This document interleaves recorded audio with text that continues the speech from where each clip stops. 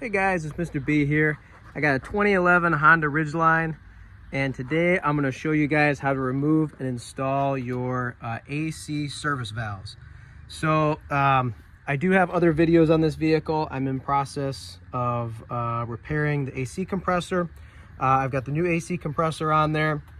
I already have the system evacuated, but I did want to make a quick short video on how to remove and install service valves. So these service valves for the air conditioning system are very common to leak. Not every time, but almost every time I do a repair job on an AC system, I like to replace those because the only thing holding in that refrigerant in that spot is this little tiny O-ring. And if that goes bad and it leaks, now you lose your refrigerant and you have to recharge the system to get it to work again, to then find out that, okay, that valve's leaking.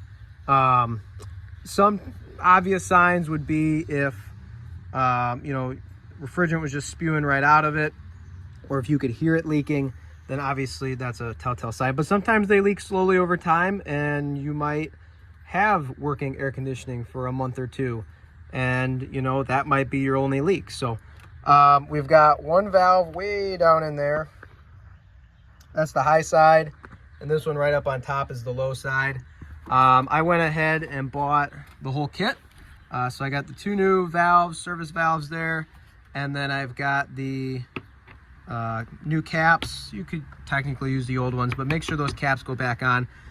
You're gonna need some type of tool, right? So I bought this one at the parts store.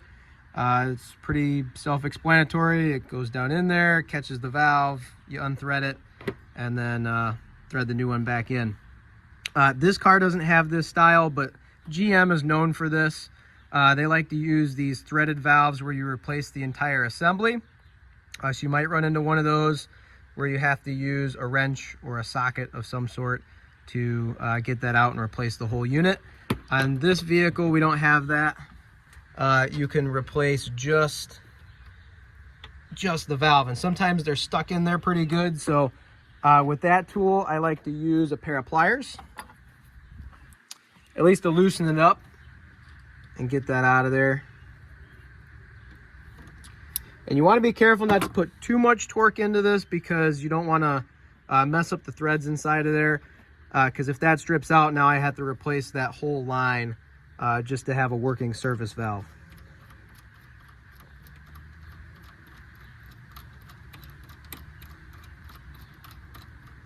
Okay, so that's coming out of there.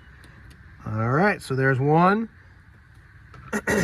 I will get down to the other one and replace that one, but just for the video, I'll replace this one.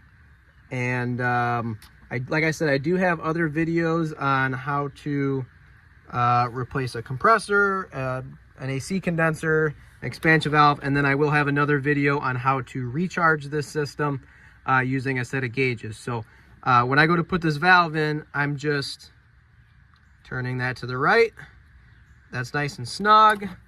I could take my pair of pliers and give it just a little bit, but you don't want to overdo it. Just a little bit to where you know that it's nice and tight, but it's not going to strip out. And there you go. That's a nice brand new valve.